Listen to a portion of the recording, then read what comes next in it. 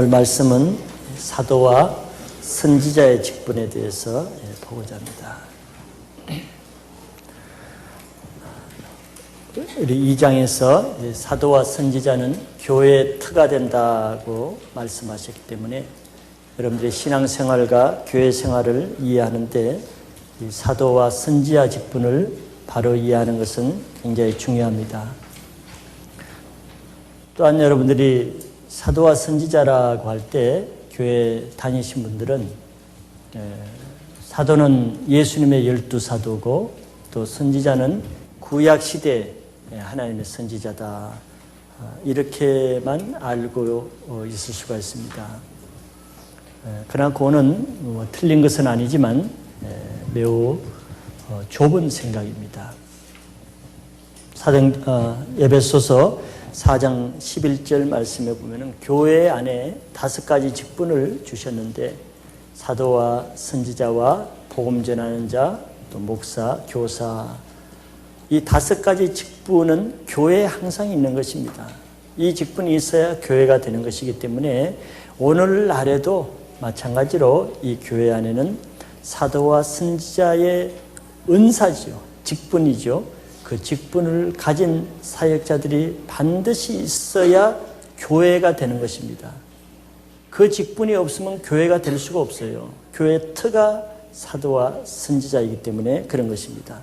그래서 말씀을 들을 때 사도와 선지자는 멀리 2000년 전에 구약시대에 있었던 그 말을 하는 것이 아니고 오늘날 바로 이 교회 안에 있는 사도와 선지자의 직분이 어떤 직분이고 또 그 역할이 어떤 역할을 하는가 하는 그런 것이기 때문에 교회 생활을 하는 데는 굉장히 중요한 말씀입니다. 우리가 교회를 다니면서 이 교회가 세상과 다르다 하는 것은 여러분들이 아실 것입니다. 세상은 영적으로 말하면은 공중 권세 잡은 사단 마귀가 다스리는 곳입니다. 예수님이 그렇게 말씀하셨죠. 이 세상 공중 권세 잡은 마귀가 이 세상의 모든 원리들을 가르쳐 주지요. 우리 에베소 2장 1절에 3절 이미 보셨죠. 이 세상 모든 풍습, 문화, 전통, 관습, 가치관, 인생관, 철학, 모든 것들을 잡고 있습니다. 그런 반면에 이 교회는 이 세상에서 유일하게 그런 사단의 그런 생각, 가르침, 교훈, 가치관이 침투하지 못하는 유일한 곳이 이 교회인데, 이 교회는 머리 대신 예수님으로부터 하나님의 말씀과 가르침과 교훈과 책망과 더 크게 말하면 인생관, 가치관, 세계관이 주어지는 유일한 기관이 이 교회입니다. 그래서 이 교회는 이 세상에서 하나님의 통치를 해 나가는 통치 수단이 되는 것이에요. 그래서 우리는 이 세상에서 받은 그런 가치관이나 인생관, 생각, 교훈, 우리들은 태어날 때부터 세상에서 주는 그런 가치관을 받았지 하나님으로부터 받은 가치관으로 내 인생관, 습관, 문화를 가진 것이 아닙니다. 그래서 교회 처음 나오시면 대부분 이 교회 안에 들어오면은 혼란과 또 갈등과 또 모순을 느끼게 되죠. 내가 지금까지 인류 교육을 받았고 고등교육을 받은 인생을 그래도 나름대로 세상에서 어떤 하이 클래스에서 내가 인생활을 잘 살아온 내가 이 교회에 와보니까 교회가 잘못됐단 말이지. 사회 통념적으로 생각할 수 없는 말씀들이 전해진단 말이지. 이런 것 때문에 교회에 처음 오면 갈등이 생깁니다. 그 갈등이 커지면 분노가 생기고 분노가 커지면은 이제 대적하게 되죠. 강대서 말씀을 전하는 목회자를 대적하고 교회를 비판하고 판단하고 나중에 공격하게 됩니다. 그냥 당연한 것입니다. 왜냐하면 하나님 나라와 이 세상 나라는 항상 원수지간이거든요. 그래서 하나님은 세상을 사랑하는 것이 하나님과 원수되는지를 알지 못하느냐. 그래서 처음 나올 때 교회에 와서 갈등을 느끼는 것은 너무 당연한 것이에요. 그것이 너무 오래 가면 좋지 않지만 과도기의 일은 어쩔 수 없는 것입니다. 그것은 바로 교회는 세상이 주는, 사단이 주는, 세상이 주는 그런 철학이나 가치관으로 운영되는 것이 아니기 때문에 그렇죠. 교회는 오직 머리 대신 예수 그리스도의 하나님의 통치 철학, 하나님의 말씀으로 다스려지는 것입니다.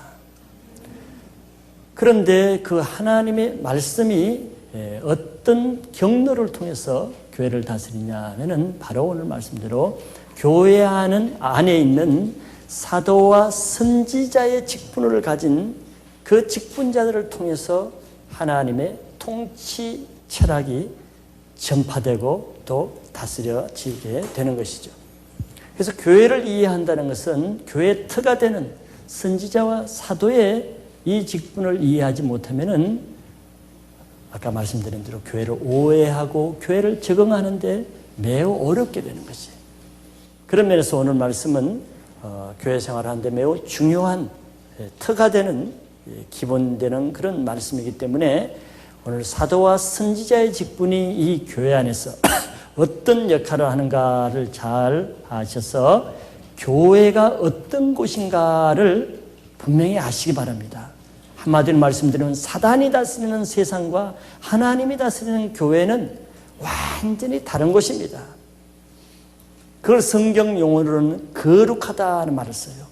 교회는 거룩한 곳이다 할 때 거룩하다는 말은 원뜻이 구별되다는 뜻입니다. 하나님이 마귀와 구별되듯이 세상과 교회는 구별되는 것이에요.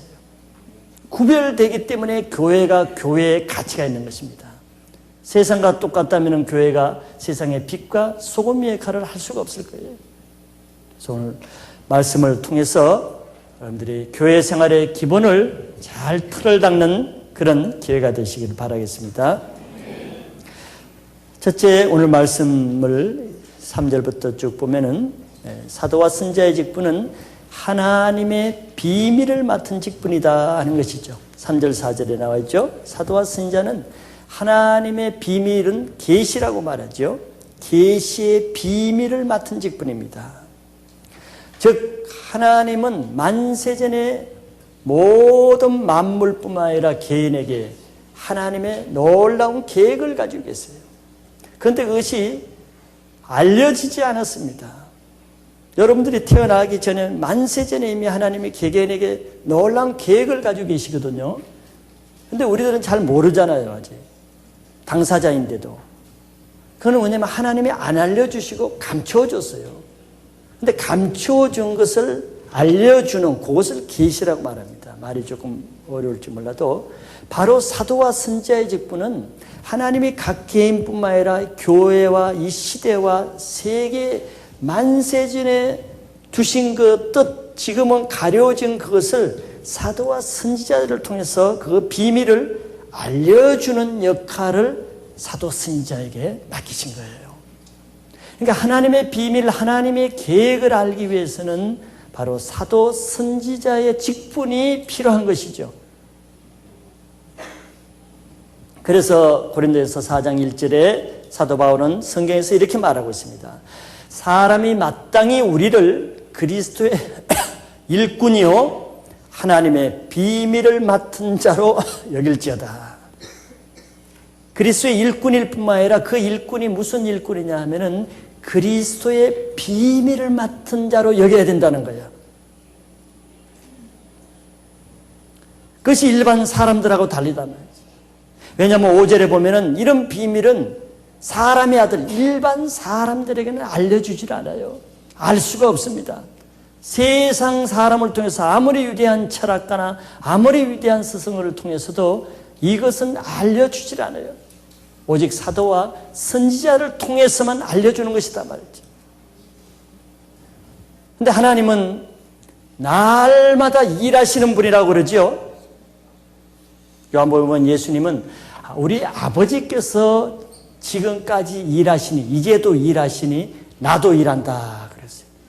그러니까 하나님이 일하시는 한에 있어서는 우리가 계속 일을 해야 되는 거예요. 그러니까 하나님이 지금도 일하십니다. 근데 하나님은 항상 새 일을 행하시죠. 창조적인 일을 하세요. 그게 뭐냐면 새 일이라는 것은 감추어진 일을 하기 때문에, 감추어진 것을 하나하나 뚜껑을 여는 일을 하기 때문에 우리가 보기에는 새 일로 보이는 거예요. 하나님은 물론 새 일은 아니지만, 그렇기 때문에 하나님은 느닷없이 뜬금없이 갑자기 새 일을 행하지 않아요. 그건 우리가 기절하겠죠. 놀라겠죠. 하나님은 하나님이 새 일을 하시기 전에 반드시 어떻게 하신다 그랬습니까? 예, 그렇죠. 아모스 3장 7절에 보면은 하나님은 새 일을 행하시기 전에 미리 예고를 하십니다. 알려주십니다. 갑자기 하질 않아요. 덤성 일부터 저지르질 않아요. 먼저 내가 이 일을 어떤 일을 하겠다 하고 알려줘. 왜? 사람들이 준비하게 하기 위해서. 아모스 3장 7절에 그 말씀이 이렇게 되어 있습니다. 주 여호와께서는 자기 비밀을 그 종 선지자들에게 보이지 아니하시고는 결코 행하심이 없으시니라. 하나님은 비밀한 일을 행하긴 하시지만 먼저 자기 종 선지자들에게 미리 알려주지 않고 결코 행하지 않는다는 거예요. 그러니까 하나님이 앞으로 무슨 일을 하실까 하는 것은 우리가 미리 알 수가 있는 거예요. 느닷없이 하시지 않기 때문에. 그 종 선지자를 통해서 미리 하나님이 하실 일을 알기 때문에. 각 개인에게 하나님이 어떤 일을 하실까 미리 알려주세요. 갑자기 하지 않습니다. 물론 그거를 알려줘도 못 듣기 때문에 갑자기 일어난 것처럼 보이지, 내가 갑자기 사고를 당하고 그런 적 없어요. 미리 다 경고를 줍니다. 갑자기 어떤 놀라운 변화가 있다, 미리 다 줘요. 자기가 그걸 흘러버리고 듣지 못하고 졸아서 그렇지. 사단도 이 일을 하는 것입니다. 하나님을 모방하고 거짓으로 꾸미는 자가 사단이잖아요. 사단도 이 일을 하기 때문에 세상 사람들도 이 일을 알기 위해서 어떻게 점쟁이를 찾아가고 무당에 구술하는 것이에요. 그러나 여러분들 아셔야 될 그 사단은 거짓말쟁입니다. 사탕발림으로 한두 개 그냥 혹시 알아맞히긴 해도 궁극적으로는 도적이 온 것은 도둑질하고 멸망시키기 위한, 망하게 하기 위해서요. 구대가 병난 사람이 그 종말이 좋은 사람 봤어요? 무당 구대 가지고 끝까지 좋아진 사람 봤어요? 무당 구슬을 한 번 했다면 이미 그 손아귀에 들어간 것입니다. 처음에는 나아요. 그게 사탕발림입니다. 그 다음에 더 큰 병이 생겨요. 처음에는 우환이 나아요. 더 큰 우환이 되는 거예요. 그게 사탕발림 속임수인 것입니다. 오직 이 세상 우주를 주관하고 계시는 분은 하나님이시기 때문에 하나님 뜻에 의해서만 이 세상은 운행되는 것이에요. 네. 바로 사도 바울이 사도가 되기 전에는 그렇지 않았다고 제가 말씀드렸죠. 그러나 하나님이 사도로, 이방인의 사도로 세우고 나서는 그를 그냥 일하게 하시지 않지요. 그러나 하나님이 먼저 3층 하늘까지 데려갔다 그랬죠. 3층 하늘은 천국을 말합니다. 유대는 1층, 2층, 3층은 천국 최단계인데 3층 하늘까지 데려간 것은 하나님이 그동안 감추어 주신 모든 계시의 비밀을 보여주기 위해서요. 그래서 바울이 그걸 보고 나서는 자기가 말로 표현할 수 없다 그랬어요. 글로도 다 표현을 할 수가 없다 그랬어요. 또 많은 것을 봤지만 하나님이 다 말하라고 하지 않았다. 그 시대마다 필요한 것들만 말하게. 우리 고린도후서 지금 큐티를 하죠. 그런 것들은 다 사도 바울이 다 하나님으로부터 받고 본 것을 말하는 것입니다. 자기 얘기가 아니에요. 하나님이 미리 하실 것을 미리 사도에게 알려줘서 그 일을 하는 것입니다. 이렇게 이 교회는 바로 어떤 곳이냐? 하나님이 미리 하실 일을 사도를 통해서 미리 예언적인 선포를 하게 하시는 것입니다. 그렇기 때문에 이 말씀을 잘 들어야 내 개인이든 우리 가정이든 내 사업이든 이 시대든 교회든 이 세계 역사든 하나님이 앞으로 무슨 뜻을 가지고 어떤 일을 행하실 건가 하는 것은 교회를 통해서만 알 수 있는데, 바로 그 이유가 하나님은 어떤 사람에게도 아니고 사도와 선지자에게만 자기 할 일을 알려주기 때문에 그런 거예요. 그렇기 때문에 이걸 알기 위해서는 교회에 있다고 아는 것이 아니고 선포되는 하나님의 말씀을 영어로 들을 수 있어야 되는 것입니다. 이 말씀을 듣는 사람만 대비할 수가 있는 것이에요. 준비할 수가 있는 것이라고. 그 예가 세례 요한이지 않습니까? 세례 요한을 하나님이 왜 예비하셨어요? 세례 요한에게는 이전에 알지 못하는 계시를 줬거든요. 그게 뭐냐면 하나님이 직접 세상 죄를 지어가는 하나님의 어린 양이 직접 오신다는 것을 세례 요한에게는 미리 보여줬다고. 그래서 세례 요한은 나는 주의 첩경을 예비하기 위해서 온 자단 말이에요. 준비시키는 거예요. 세례 요한은 뭐냐? 예수님을 영접할 수 있도록 미리 선포하는 거예요. 이 독사의 자식들아 하면서 마음을 죄를 회개케 하고 끊어지게 하고 높은 산이 낮아지고 골짜기가 돋아지고 굽은 것이 곱게 하고 험한 길이 평탄케 하리라. 이 일을 하기 위해서 온 거라. 세례 요한에게만 알려준 거죠. 엘리야로 왔단 말이에요. 그래서 미리 그 말을 듣고 회개하고 요단강에서 준비해서 세례를 받은 사람은 다 예수님을 영접할 수 있는 거예요.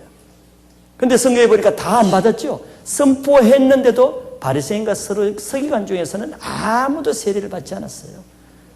그러니까 정작 예수님 와서도 바리새인과 서기관들은 아무도 예수를 믿지 않았죠. 왜? 이미 사도와 선지자를 통해서 미리 예비하라고 준 선포된 말씀을 안 받으면 예수님이 직접 오셔도 받아줄 수가 없는 거예요. 그래서 여러분들은 교회가 그냥 적당한 곳이 아니에요. 하나님 나라의 통치가 이루어지는 것입니다. 그렇기 때문에 교회에 올 때는 정말 준비된 마음으로 오셔야 되는 거예요. 앉아 계실 때는 정말 긴장해서 앉아 계시는 거예요. 넉넉히 앉아 있는 것이 아니에요. 왜? 그걸 흘러버리면은 히브리서 6장에 보면은 안 된 말이지만 그 말씀을 못 받으면 없어지지 않는단 말이에요. 못 받으면 없어지는 게 아니고 못 받고 은근키와 가시를 내면은 저주가 임하게 된단 말이죠. 그래서 말씀이 못 받는 사람은 더 신앙이 어려워진 이유가 그것 때문에 그런 거예요. 더 마음이 강팍해진 이유가 그거란 말이죠. 말씀 못 받으면 똑같아요? 그러지 않습니다, 여러분들. 한 번 참석했는데 말씀 못 받으면 그만큼 더 나빠지는 거예요. 두 번 참석했는데 말씀 못 받으면 그만큼 더 나빠지는 거예요. 그렇기 때문에 깨어있으라는 것이라고. 그렇기 때문에 교회 오래 다녔는데 말씀 못 받은 사람이 불신자보다 더 강팍한 이유가 그거라고. 그래서 여러분들이 바로 계시와 지혜의 영을 받아야 이런 선포된 말씀을 받을 수 있는 것이에요. 이 말씀을 선포될 때 잘 받고 하나님을 따라 살 수 있는 준비를 잘 하시는 성도들이 되기를 바라겠습니다. 두 번째, 사도 선지자 직분의 특징이 그럼 뭔가? 이 5절 말씀을 보면은 사도 선지자는 한마디로 말하면 그 시대마다 새 시대를 열어가는 그런 직분입니다. 아까 제가 말씀드렸죠. 하나님은 항상 새 일을 행하시는 분이에요. 이전 일을 행하시는 분이 아니라. 그렇기 때문에 사도 사역과 선지자 사역에 있는 곳에는 항상 그 시대에 새 시대가 열리고 새 사역이 있게 됩니다. 사도 선지자직이 없는 바리새인 같은 전통적인 것은 100년이 돼도 10년이 돼도 똑같은 것이 반복이에요. 그냥 반복해서 그걸 종교 활동을 할 뿐이에요. 새 것이 없어요. 네, 하나님은 새 일을 사도와 선지자를 통해서만 하시기 때문에 그렇습니다. 하나님은 이전 세대의 다른 사람에게는 5절에 보세요. 이제 그의 거룩한 사도들과 선지자들에게는 성령으로 나타내신 같이 뭐라 그랬습니까? 다른 세대에서는 결코 알려주지 않는, 또 다른 사람의 아들은 일반인들을 말하는 게, 다른 사도와 선지자가 아닌 일반인들에게는 전혀 알 수도 없는 그런 새로운 일들을 사도와 선지자에게 알려주시는 것입니다. 그러기 때문에 이것은 바로 사도 선지자직의 어려움의 원인이 되는 것이에요. 사람들은 어떤 특성을 가지고 있습니까? 첫째는 사람들은 보수적인 특성을 가지고 있고, 두 번째는 경험적인 것만 의지하는 것입니다. 우리들은 어떻습니까? 내가 경험하지 않는 것은 인정하지 않으려고 그래요. 아무리 누가 대공에서 호랑이를 봤다 해도 자기가 보지 않으면 인정 안 하려고 그래요. 내가 경험하지 않는 것은. 두 번째는 보수적인 기질을 가지고 있단 말이에요. 지금 것을 유지하려고 그러지 새 것을 도전하려고 그러지 않아요. 묵은 것을 계속 먹고자 하지 새 것을 먹고자 하지 않아요. 묵은 가죽 부대를 계속 뒤집어 쓰고자 하지 새 가죽 부대를 쓰고자 하지 않아요. 입던 옷을 계속 입고자 하지 새 것을 도전하려고 하지 않죠. 바로 이것이 모든 사도와 선지자직을 맡은 사람들이 역대로 대부분의 그 사람들이 다 일반인들에 의해서 돌에 맞아 죽거나 칼에 맞아 죽거나 다 핍박, 오해, 고난으로 바로 사람들에 의해서 순교당한 이유가 되는 것입니다. 세상에서도 그렇지요. 세상에서도 선구자, 개척자, 앞서가는 사람들은 비난을 받습니다. 모난돌이 정맞는다 그러죠. 더구나 이 사도 선지자는 이전에 있어 본 적도 없는 일을 하기 때문에 사람들은 따라갈 수가 없어요. 이전에는 보지도 못하고 듣지도 못한 것을 하나님이 하라고 하기 때문에 따라갈 수가 없는 것이죠. 이해할 수가 없기 때문에. 성경에서는 대사도를 예수님이라고 그랬죠. 우리의 대사도이신 바로 예수님만 봐도 그런 것입니다. 예수님은 이 시대에 하나님이 보내셔서 앞으로 미래에 하나님이 하실 일을 예언적으로 선포하는 일을 하시기 위해서 오셨거든요. 하나님이시단 말이지. 그러니까 예수님이 그 하나님이신 예수님이 오셨는데 왜 사람들이 환영하지 않고 다 돌로 치고 나중에 결국 십자가 못 박혀 죽입니까? 바로 사도 사역을 했기 때문에 그런 거죠. 이전에 아무도 하지 않는 일을 했죠. 바리새인과 서기관들이 이전에 듣지도 보이도 못한 정말 상상할 수 없는 일을 했단 말이지. 무슨 일을 했어요? 예수님은 오시자마자 안식일에 병도 고치고 온갖 일을 다 해버렸어. 이것은 정말 바리새인들과 서기관들에게는 아주 불문율이고 이거는 분명하게 이단이나 하는 것이거든. 안식일에 무슨 일을 해? 더구나 병을 고치는 일을 해?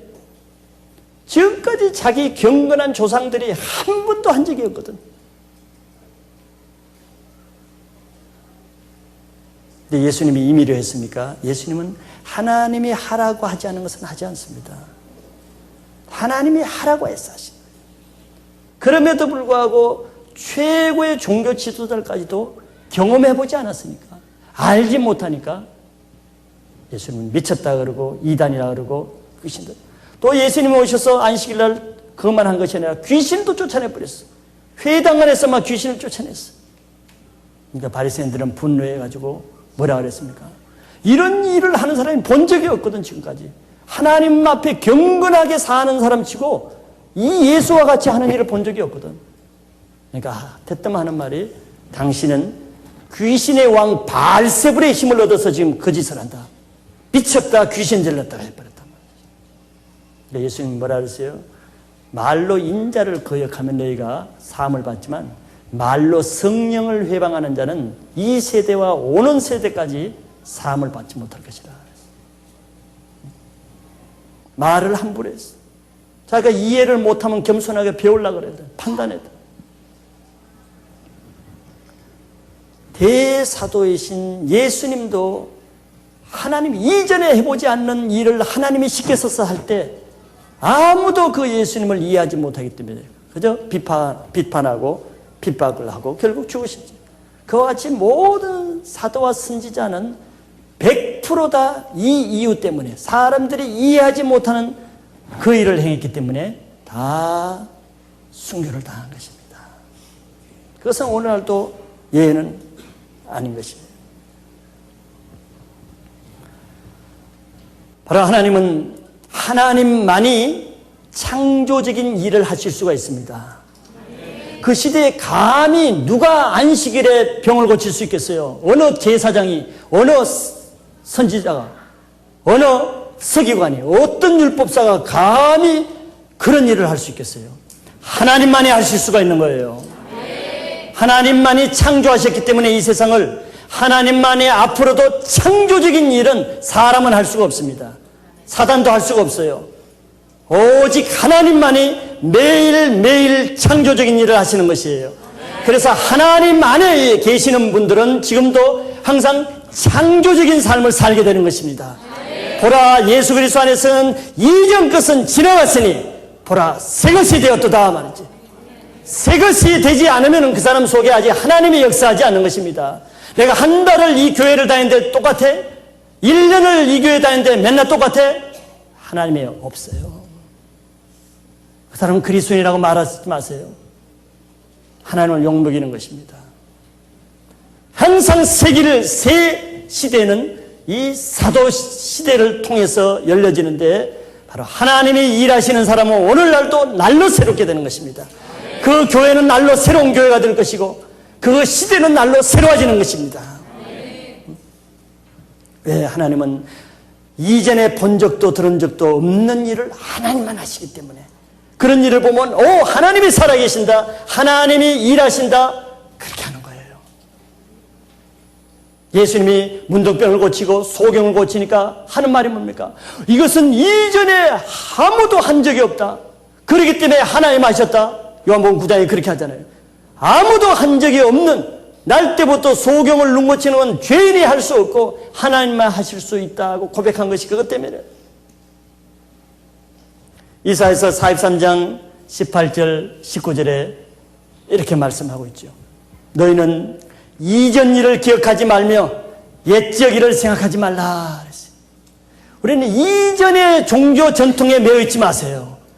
옛날에 이랬으니까 또 교회가 이래야 되는데, 전에는 교회에서 드럼을 안 쳤는데 왜 드럼을 쳐? 이전 일을 생각하지 마세요. 하나님은 날로 새 일을 행하시는 분입니다. 하나님은 묵은 하나님이 아니에요. 새 포도주를 주시는 하나님이십니다. 묵은 포도주를 먹고 자꾸 새 포도주를 거부하지 마세요. 죽은 신앙인 것입니다. 19절에는 뭐라고 그랬습니까? 보라, 내가 새 일을 행하리라 그랬어요. 하나님은 헛 일을 행하지 않아요. 하나님은 새 일을 행하십니다. 그러면 여러분들이 새롭게 되는 것이에요.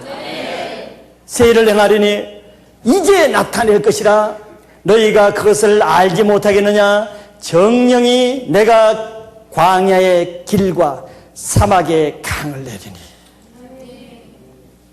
이게 창의적인 일 아닙니까? 사람은 강이 있는 곳에 강을 내요. 사람은 길이 낼 만한 곳에 길을 냅니다. 그거는 창의적인 일이 아니에요. 그러나 하나님은 어떤 일을 하냐면 사막에 강이 아니라 샘도 없는 사막에, 사막이라는 걸 알죠? 샘도 없어요. 사막은 샘도 없는 사막에 어떻게 강을 냅니까? 들판에다 강을 내야죠. 근데 하나님의 일은 이런 일을 하신단 말이에요. 도저히 불가능한 사막에 강을 내버리는 거예요. 광야의 길과, 근데 유대 지방에 보면 광야는 완전히 산입니다. 그냥 사막 그 광야 산에 길을 낼 수가 없어요. 거기는 길이 날 수가 없어요. 이스라엘 갔다 오면 이게 이해가 더 쉽죠. 그런데 도저히 길이 날 수 없는데 하나님은 그런 데서 길을 내시겠다는 거예요. 이게 바로 창의적인 일입니다. 이 일을 누가? 선지자와 사도를 통해서 이 일을 하겠다는 거예요. 선지자와 사도를 통해서는 바로 하나님이 이런 역사가 일어나는 것입니다.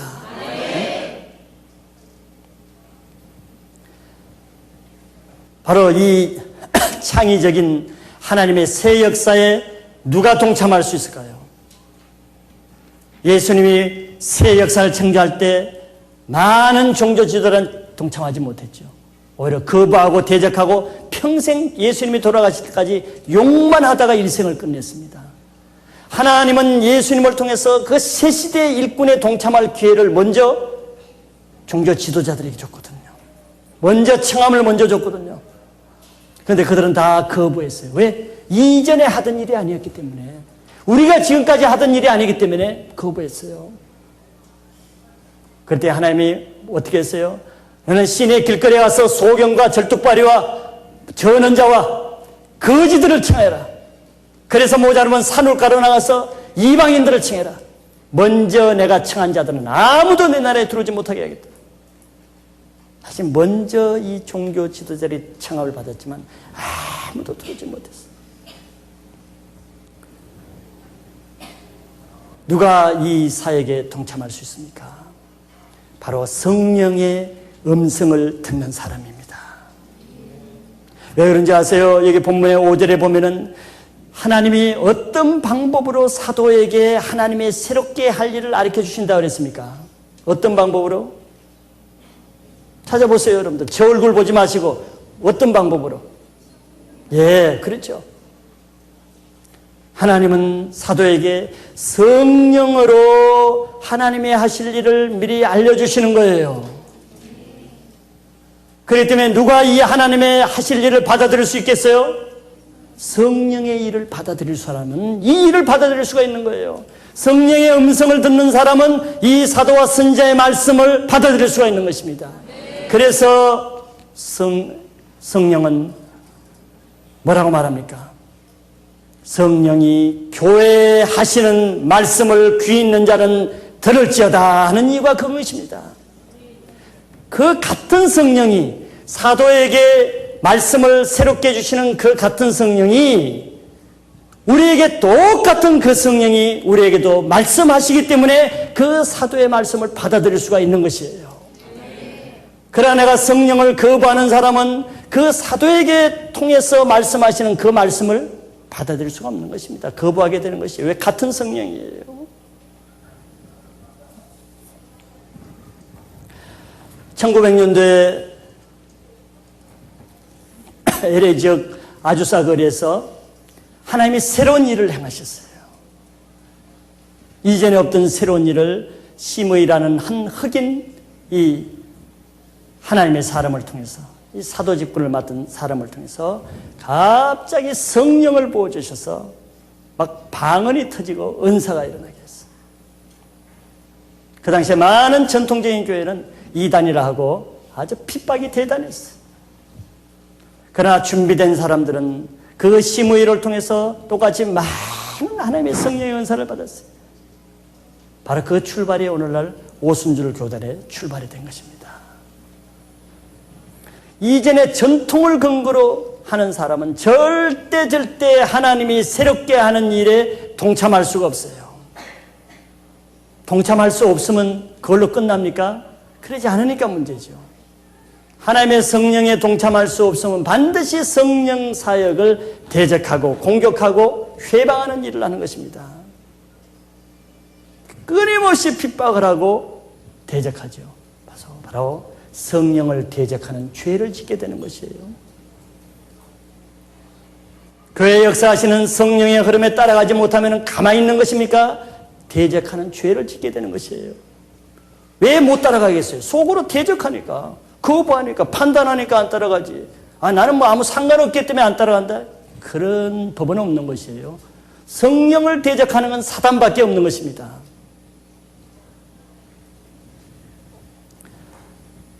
역대상 12장 32절에는 이사갈 지파가 나옵니다. 구약의 12지파 중에 한 지파죠. 그 시대가 어떤 시대였느냐 하면은 하나님이 초대 이스라엘 왕 사울을 버리셨죠.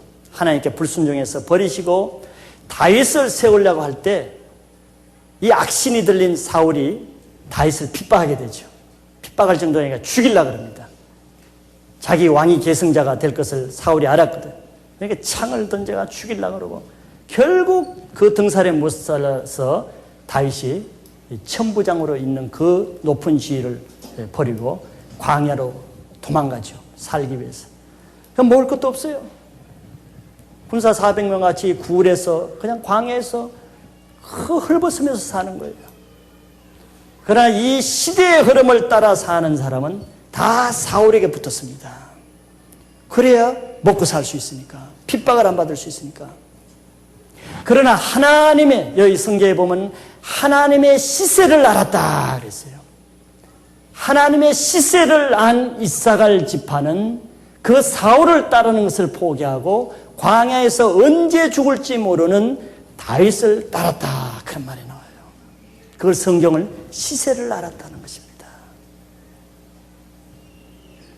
하나님은 사도 선지자 직분을 가진 이 다윗을 통해서 장차 메시아의 조상이 되겠다는 하나님의 미리 예언적인 말씀을 주셨거든요. 이사갈 지파는 하나님의 음성을 들었기 때문에 보이는 사울을 따르지 않고 다윗을 따라갈 수가 있었는 것이에요. 성령을 따라가는 사람이 바로 이것입니다. 성령을 따라가는 사람은 하나님의 시세를 보고 쫓아가는 거예요. 이게 성령의 흐름이라고 하는 것이죠. 그것이 바로 교회의 흐름이라는 것입니다. 교회의 흐름에 왜 못 따라갑니까? 교회가 무슨 이단입니까? 세상적입니까? 바로 성령이 역사하기 때문에 못 따라가는 거예요. 그런 사람들은 이 교회에서 세상의 철학과 세상의 교훈과 사람들의 마음을 만져주고 세상의 시사만평을 하고 뉴스와 TV에서 나오는 아주 사람들의 흥미라는 말씀을 들으면 잘 따라올 것입니다. 그러나 교회는 그런 것이 아닙니다. 하나님은 끊임없이 각 세대마다 성령을 통해서 세를 행하실 때 그게 따라올 수 있는 성도들이 되어야 될 것입니다. 우리는 과거지향적인 삶을 사는 것이 아니에요. 그리스도인들은 항상 미래지향적인, 왜? 하나님은 항상 세를 미래에 여시기 때문에 그 미래지향적인 삶을 사는 사람만 하나님의 새 역사에 동참할 수가 있게 되는 것입니다. 마지막 세 번째는 그런 그 비밀의 내용이 무엇인가 하는 것이죠. 6절에 보면은 이미 알려줬다고 했죠. 3절 4절에 보면은 내게 비밀을 알게 하신 것을 내가 이미 대강 기록했다 그랬어요. 그래서 이것을 읽으면은 그리스도의 비밀을 내가 깨달은 것을 너희도 깨달을 수 있겠다. 이미 말했습니다. 1장과 2장에서 이미 얘기했어요. 그래서 뭐냐 하면은 그 비밀은 여러분들도 이미 알고 있어요. 알려줬기 때문에. 이방인들과 유대인들이 막힌 담을 흘고 하나가 된다는 것입니다. 구체적으로 여기서는 세 가지를 말했죠. 이방인들이 그리스도 예수 안에서 복음으로 유대인들과 동일하게 첫째는 후사가 되고 두 번째는 지체가 되고 세 번째는 하나님의 약속에 참여하는 자가 된다는 것입니다. 이것은 여러분들이 들어도 별로 놀라질 않죠.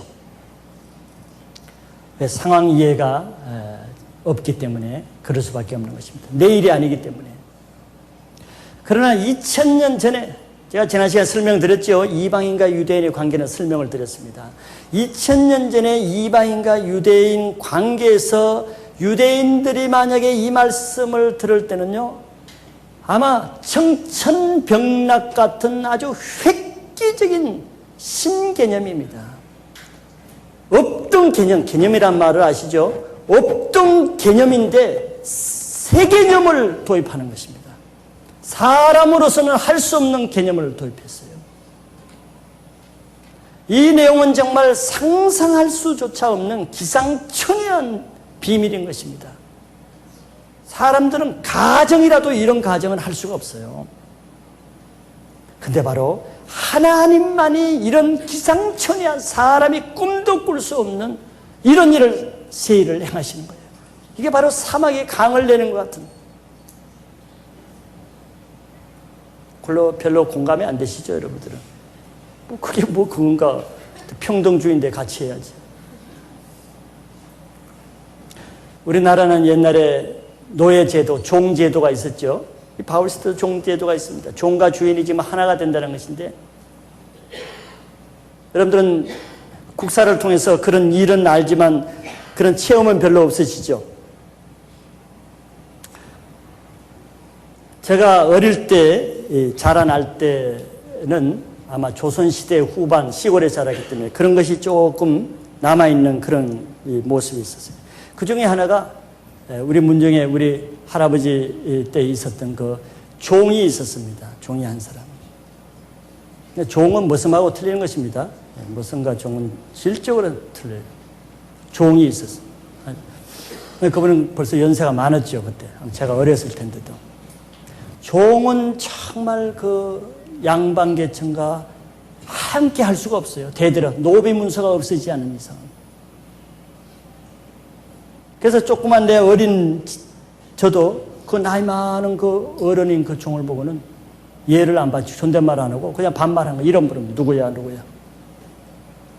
그게 너무 당연한 것이. 그 말도 관리하고 이제 문정의 온 구전일, 그 참 힘든 일, 그런 일을 다 맡아서 하는 거죠. 한 40, 50년 전의 일이니까 지금 시대는 상상할 수 없지만 바로 그런 그 종에 여러분들 기억이 되시는지 모르겠지만 그런 종과 주인이 같이 된다는 것은 만약에 그 시대에 그런 법이 선포되면은 아마 양반들은 다 기절초풍할 겁니다. 상상할 수 없는 일이거든요. 바로 이것이 그런 것입니다. 하나님만이 지금 그런 일을 하시는 거거든요. 그런데 당시에 감히 누가 이런 하나님의 사실을 선포할 수 있겠어요? 누가? 왜? 만약에 이런 사실을 선포하게 되면은 선포하는 즉시 돌에 맞아 죽습니다. 그 사람은 유대인들에게. 있을 법이나 한 것입니까? 그건 주되어 세대머리가 암살당할 거예요. 바로 이런 일을 아무도 하려고 하지 않을 거예요. 그래서 거의 모든 구약의 많은 선지자들은 다 그것을 안 하겠다고 못 하겠다고 거부한 이유가 바로 이거예요. 이거 하면 다 자기 백성들에게 돌에 맞아 죽거든요. 바로 이런 일을 할 수 있는 사람을 바로 사도와 선지자들에게 하기 위해서 하나님은 사도와 선지자에게는 특별한 기름 부으심을 주는 것입니다. 그 강한 기름 부으심, 담대한 기름 부으심을 주기 때문에 죽음이 두렵지 않아요. 그래서 그 직분을 감당하는 것인데 사도 바울이 바로 이것 때문에 자기 동족 유대인으로부터 40명이 그냥 밥도 안 먹고 금식하면서 바울을 암살하려고 했잖아요. 이 일 때문에. 이방인들을 위해서 복음을 전하는 것 때문에. 그리고 가는 곳마다 유대인으로부터 돌로 맞아 죽고 태장에 서로 납대나 맞고 가는 곳마다 핍박을 받는 거예요. 이게 비밀의 내용이거든. 비단 이런 것뿐이겠습니까? 예로 이런 것이죠. 하나님이 그 시대마다 세상 사람들이 감당하지 못할, 이해하지 못한, 더구나 전통주의적인 사람들이 받아들일 수 없는 항상 그 시대에 새로운 일을 행하시는 분은 하나님이십니다. 그렇기 때문에 그 일을 맡은 사도와 선지자 직분을 가진 사람은 항상 이단 소리를 듣고 항상 비판을 받고 대적함을 받고 핍박을 받게 마련인 것이에요. 그러나 그것을 받아들이는 사람 누구겠습니까? 사도 바울의 동역자가 되고 그 말씀을 받아들이는 유대인들은 바로 하나님 앞에 열려진 마음을 가진 사람이에요. 하나님을 위해서 사는 사람이라면 전통을 위해서 사는 것이 아니고 종교의식을 따라 사는 것이 아니고 하나님 중심으로 사는 사람은 하나님이 그렇게 하시면 당연히 그렇게 해야지. 그렇게 할 수가 있습니다. 그런 사람이 바로 하나님의 새 역사의 주인공이 될 수가 있는 것이에요. 이런 비밀을 또 맡은 먼저 그 비밀을 맡은 사람이 베드로였습니다. 베드로는 물론 전임 사역은 유대인의 사역이었어요. 바울은 전임 사역이 이방인의 사역이었죠. 그러나 먼저 하나님의 계시를 먼저 깨달은 것은 베드로가 먼저 하나님이 먼저 주셨어요. 그래서 사도행전 10장에 나오죠. 소위 우리가 고넬료 사건이라 이렇게 말합니다. 고넬료는 로마의 백부장으로 이방인이에요. 유대인과 함께 할 수 없는 사람이에요. 그런데 고넬료는 이방인이지만 하나님을 믿고 날마다 구제하고 기도를 간절히 한 사람이기 때문에 기도를 통해서 성령을 체험하게 돼요. 이방인이지만서도. 성령을 체험하는 그 동시에 베드로도 요바에서 옥상에 올라가서 정한 시간에 정오에 간절히 기도할 때 같은 성령을 체험해요. 왜? 성령은 같은 분이니까.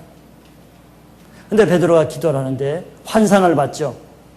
하늘에서 갑자기 큰 보자기가, 4개 달린 보자기가 쭉 내려오는데 보니까 그 안에 짐승들이 있었죠. 근데 자기가 볼 땐 너무 징그러운 짐승이야. 예쁜 짐승이 아니에요. 예쁘다, 징그럽다 하는 기준은 성경의 기준입니다. 레위기에 보면은 하나님은 먹지 못할 짐승과 먹지 못할 짐승을 부정한 짐승이라고 했어요. 먹으면 안 돼. 먹어야 될 짐승을 나누어 놨단 말이에요. 근데 보자기에 내려온 짐승은 100% 보니까 먹지 못할 부정한 짐승이야. 레위기에서 하나님 먹지 말라고 한 짐승이에요.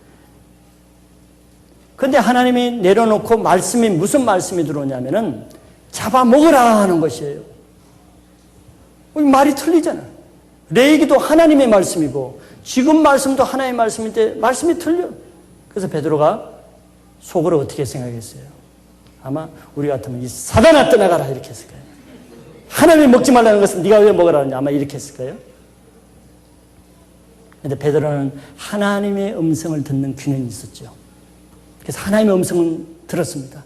그래서 주여, 나는 이런 부정한 것을 유대인으로 지금까지 먹어본 적이 없습니다.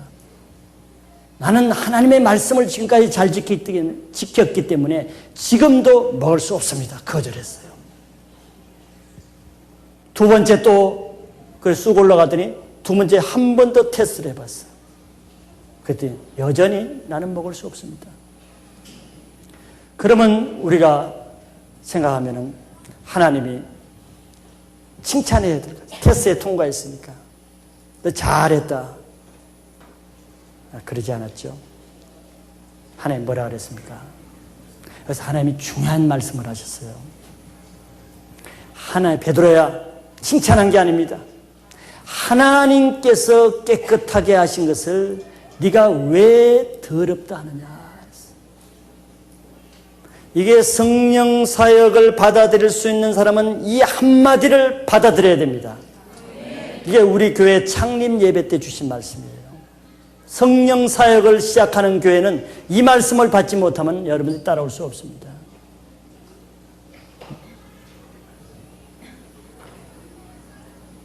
이 말씀이 뭡니까? 하나님이 깨끗하다 그러면 깨끗한 거예요. 하나님이 더럽다면 더러운 것입니다. 그 부정한 짐승이 왜 부정한 짐승이 됐죠? 예. 과거에도 레위기 때 과거 2000년 전에도 하나님이 이 짐승은 더럽다고 말씀을 했기 때문에 더러워진 거죠. 그러니까 지금은 잡아먹으라 하면은 잡아먹어야 돼. 하나님이 깨끗게 하면은 깨끗한 거예요. 이해가 안 되시는 분은 기도를 많이 해보세요. 즉 하나님의 옳다 그러면 옳은 것입니다. 내가 뭔데 옳다 그래? 그것처럼 교만한 게 없는 거예요. 비록 성경이 그렇다 해도 옳다? 그 교만한 것이야. 옳은 것이 아닙니다. 하나님이 아니라 그러면 아니라 그래야 돼요. 왜? 하나님은 늘 새로운 시대를 개척해 나간단 말이지.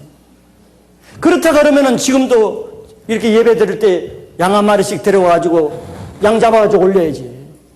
하나님 예배를 그렇게 드리라고 그랬으니까. 근데 하나님은 새 시대에 오늘날 시대는 그렇게 하지 않죠. 구약에는 토요일을 안식일을 지키게 했어요. 그런데 하나님은 예수님이 부활하신 이유는 부활하는 새 창조한 그날 주일을 지금 지키게 한단 말이죠. 그런데 이것에 따라오지 못한 마음이 완고한 사람들은 지금도 어떤 교회는 안식일에 하나님을 섬깁니다. 지금도 짐승을 잡아서 예배드리는 데가 있습니다.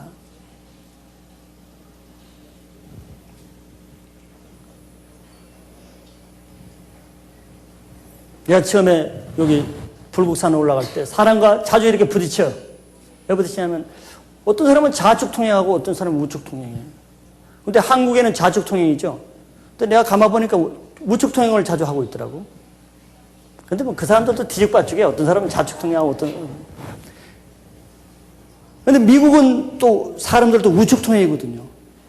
처음에 가서 나 한참 미국 사람 미워했잖아요. 저 사람들이 저 정신없는 좌측 통행으로 하면은 안 붙이는데 왜 전부 다 오른쪽으로 다니는 거예요. 근데 가만 보니까 나 혼자 모르고 딴 사람들 다 오른쪽으로 다니네. 그런데 만약에 한국의 대통령이 법을 해서 오늘부터 보행자들은 우측 통행을 합니다. 그럼 우측 통행하는 것이 옳죠? 그런데도 우기고 아니야 사람은 좌측으로 다녀야 돼. 지금까지 우리가 수십 년 동안 해서 이렇게 고집할 거예요? 아니죠. 왜? 정하시는 분에 딸린 거예요. 우측이나 좌측이나 똑같은 길인데 뭐 그게 중요합니까? 이 컵을 물컵으로 내가 만들었다. 물만 먹어야 된다. 근데 어느 날 이 컵은 술컵으로 바꾼다. 그건 술컵으로 바꿀 수 있어요, 없어요? 바꾸는 사람 마음이지.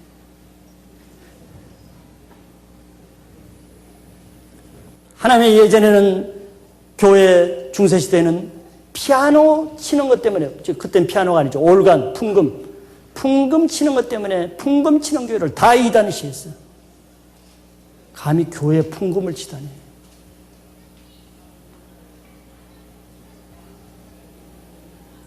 풍금 치는 교회는 다 이단돼 버리죠. 근데 나중에 와서는 우리 신학교 다닐 때 어떤 교회가 가스펠한테 기타를 쳐가지고 이단으로 몰렸어. 왜 기타를 치느냐? 교회에서는 피아노 맞춰야지. 200년 전에 그렇게 했으면 그 사람이 이단이야. 교회에서 어떻게 피아노를 쳐? 큰일 나지. 큰일 나지. 드럼을 갖다 놔? 여기가 무슨 나이트클럽인 줄 아나? 얼마나 이단신인지 몰라. 이게 불과 제가 신학교 다닐 때는 한 20년 전이에요.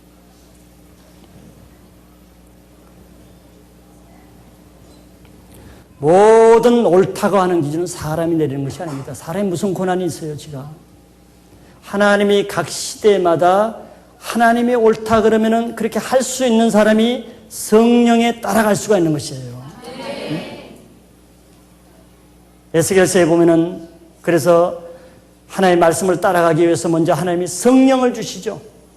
성령을 주시면은 우리 마음에 먼저 뭘 제거한다 그랬어요. 무슨 마음? 굳은 마음을 제거한다 그랬잖아요. 이 완고한 마음은 꼭 좌측 통행해야 된다. 꼭 물만 먹어야 된다. 꼭 피아노 맞춰야 된다.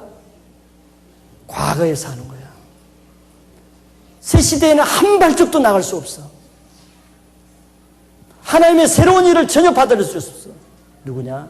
바로 이것이 바리새인과 서기관들의 하는 일입니다. 예수님이 하는 것을 하나도 받아들일 수 없어. 예수님이 누군데? 예수님이 하면 예수님은 내가 곧 길이요 진리요 생명이라고 그랬잖아요. 예수님이 곧 진리인데 예수님이 하는 것이 다 진리죠? 여러분들 그거 받아들일 수 있어요? 세리들과 막 그냥 밥 먹고 창녀들과 같이 막 이렇게 밥 먹고 예수님이 잘한 거예요? 또 잠잠한 거 봐봐. 상관한 거. 아니 어디에 창기들과 밥 먹으면은 잘못이라는 것을 누가 얘기했어? 사람들이 정한 거죠. 하나님이 정했습니까? 사람들이 정한 거예요.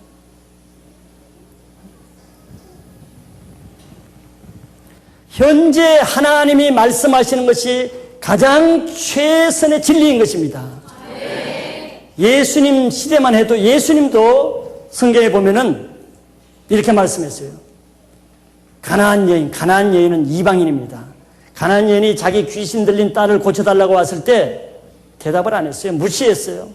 물론 그 마음을 훈련시키기 위해서 의도적으로 하신 것이죠. 예수님은 사랑이 없어 그런 게 아니라. 그러면서 막 고쳐달라고 했더니 나는 이스라엘의 잃어버린 자를 찾아왔지 이방인들 개 같은 너희들을 위해서 온 것이 아니다. 개락을 했다고. 주인의 상에서 떨어지는, 그러니까 그 여자가 주인의 상에서 떨어지는 붓서럭이라도 개에게 던져주는 그걸 먹겠다는 거죠. 그저도 개로 인정했어요. 예수님 시대만 해도 이방인들에게는 아직 복음을 전하는 그런 계시가 열리지 않았어요. 그래서 예수님도 그런 얘기를 했다고. 예수님도 유대인들만 전도를 하셨다고. 잃어버린 양들을.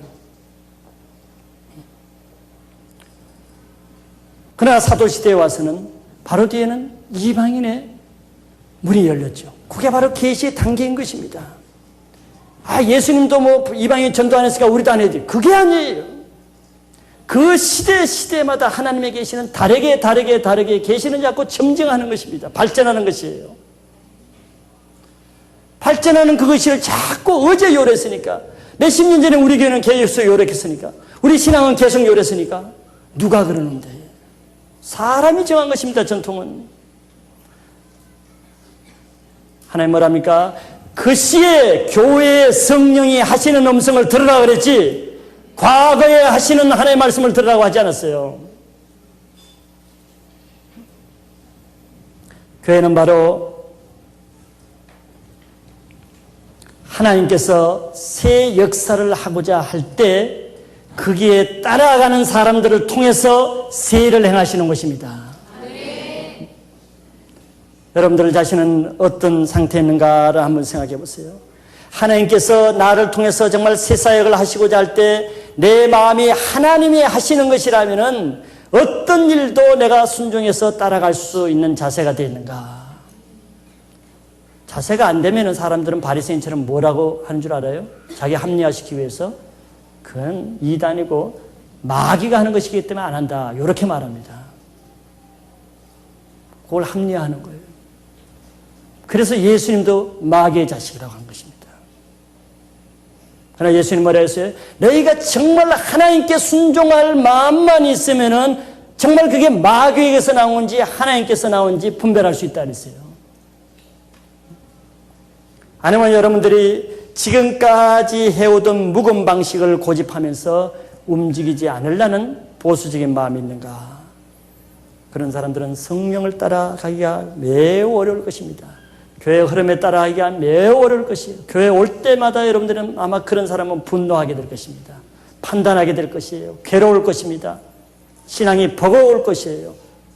내 것 손해보기 않기 위해서 항상 방어태세를 가지고 예배 말씀을 들을 것입니다. 혹시 나를 치지 않나? 내 재산이 손해가 되지 않나? 내 인생에 뺏기지 않나? 항상 경계태세로, 하나님께 경계태세로 싸울 태세를 가지고 있을 것입니다. 불행한 인생이죠. 바리새인들이 그랬습니다. 바리새인들은 예수님 말씀할 때 아예 오지 않는 것이 아니에요. 항상 예수님 말씀할 때는 항상 갑니다. 몰라, 늘 보면서 고수거리를 찾기 위해서, 판단거리를 찾기 위해서. 그들은 말씀 들을 때마다 판단하는 것이에요. 바울이 그랬죠. 그러니까 예수님이 나타나서 뭐라 그랬습니까? 사울아 사울아 가시채를 뒷발질하는 것이 네 고생이다. 왜 그 고생을 하냐? 말이 가시덩굴에 있으면 자기 찔렸다고 뒷발질하면은 가시만 아파? 자기 발이 더 아프지, 더 찔리지. 자기가 하나님 말씀을 안 받으려고 그럴수록, 하나님 말씀에 안 순종하려고 그럴수록 누가 괴로워요? 그 사람이 괴로운 것입니다. 하나님 말씀에 순종하는 게 쉽지, 안 순종하고 버티고 앉아있는 그 마음이 얼마나 괴로워요. 늘 자기의 부담을 주는 말씀을 하는데. 그 사울에게 바로 30년 동안 그 고생하는 사울에게 예수님이 사울아 사울아 네가 왜 생고생을 하느냐? 가시채를 뒷발질하는 것이 네 고생이다. 그런 성도들이 꽤 있을 수가 있어요. 교회는 결론적으로 고인물과 같이 전통을 반복하는 죽은 지식을 전하는 것이 교회가 아닙니다. 교회는 이 세상이 주는 지식과 학문을 소개해 주는 것이 아니에요. 교회가 인터넷에서 나오는, TV에 나오는, 정치에서 나오는 세상 정세를 분별해 주는 것이 아니에요. 세상 문화를 소개해 주는 것도 아니에요. 세상 코미디와 유머로 해서 마음을 시원하게 재밌게 웃게 하는 것이 교회가 아닙니다. 그러려면은 주일날 TV를 보고 있으면 더 정확하게 할 수가 있습니다. 세상의 모든 정보는 사단이 주지만 교회는 세상이 주는 것이 아니에요. 교회는 이 세상이 도저히 알 수 없는 아무도 알 수 없는 만세전에 하나님이 예비하신 비밀한 것을 사도와 선지자를 통해서 그 시대에 새롭게 알려주는 새 하나님의 일을 미리 예언적으로 선포하는 것이 교회인 것입니다. 이것을 듣기 위해서 교회로 오셔야지. 오늘 세상 돌아가는 것을 어떻게 더 잘할 수 있는가? 여러분들 시장으로 나가세요. 그런 사람들은. 참된 하나님의 교회는 바로 이런 사도와 선지자직이 활성화되어야만 참된 교회 사역이 있을 수 있는 이유가 이겁니다. 바로 이것 때문에 사도와 선지자가 교회의 터가 되는 것이에요. 그런데 이 사도와 선지자직의 교회가 없으면은 이 교회는 세상에 사다주는 많은 세상 철학과 지식과 처세술과 유행과 관습과 세상 도덕률을 가지고 교회에 와서 퍼뜨려가지고 교회를 세상에 도매금으로 팔아넘기고 있어요. 좀 심한 말이지만 사실인 경우가 많이 있습니다. 교회가 세상의 높은 철학을 무슨 하나님의 복음인 것처럼 왜?